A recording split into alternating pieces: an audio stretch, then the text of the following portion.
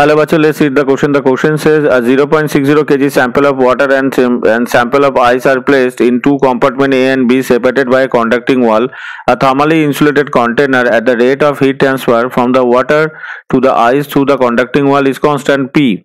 Until the thermal equilibrium is reached, the temperature T of the liquid water and the ice are given in the graph as function of time T. The temperature of the compartment remain homogeneous during whole heat transfer process.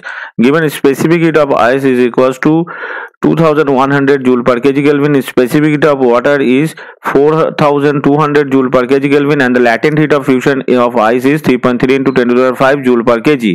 The mass of the ice formed due to the conversion from the water till thermal equilibrium is reached is equal to 1 0.12 kg, 2 0.15 kg, 3 0.25 kg, 4 0.40 kg. तो हमें calculation क्या करना है, thermal equilibrium में उसका जो conversion the ice form due to the conversion from the water till thermal. तो यहाँ पे क्या है, यहाँ पे जो आइस का वाटर का टेम्परेचर 40 से इनिशियली 0 तक आ रहा है. वाटर का हम लिख लेते हैं पहले. यहाँ पे द वाटर का जो यहाँ पे इनिशियल टेम्परेचर था 40 डिग्री सेंटीग्रेड. उसका फाइनल टेम्परेचर कितना हुआ, फाइनल टेम्परेचर उसका हो गया 0 डिग्री सेंटीग्रेड. अब आइस का क्या था, इनिशियल टेम्परेचर आइस का जो था, इनिशियल टेम्परेचर ऑफ आइस था -30 डिग्री सेंटीग्रेड. उसका फाइनल टेम्परेचर कितना हुआ, उसका भी फाइनल टेम्परेचर आ गया हमारा 0 डिग्री सेंटीग्रेड में. लेकिन वाटर का जो टाइम रिक्वायर्ड है, वाटर टाइम रिक्वायर्ड 0 में आने तक 40 से उसको जो टाइम लगा, 40 डिग्री सेंटीग्रेड से 0 तक आने में उसको जो टाइम लगा वो लगा 40 मिनट. लेकिन आइस को यहाँ पे टाइम कितना लगा, आइस को टाइम लगा यहाँ से 60 to 0, यानी इसको लगा 60 मिनट. तो इनके बीच में जो टाइम है, यानी ये जो डेल टाइम यानी टाइम डिफरेंस है, यानी 20 मिनट तक ये यहाँ पे हो रहा है कन्वर्शन.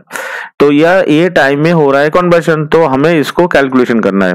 तो कैसे हम इसको कैलकुलेशन करेंगे, तो सीधा अगर हम देखें कैलकुलेशन में, तो हम ये सपोज हम ले लेते हैं the mass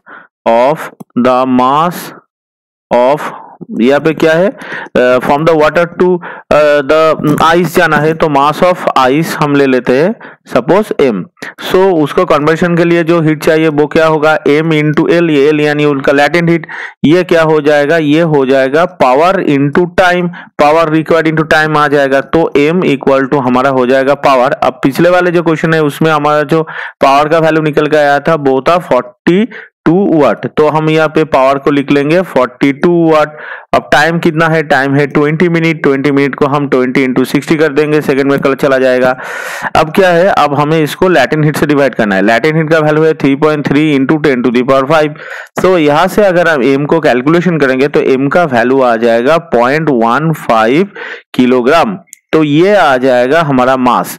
So the mass of the ice formed due to the conversion from the water till thermal equilibrium is equals to 0.15. तो अगर हम ऑप्शंस देखें तो ऑप्शन 2 हमारे आंसर से एग्जैक्टली मैच हो रहा है. So option 2 is the correct answer. Hope you all understood it well. Best of luck. Thank you.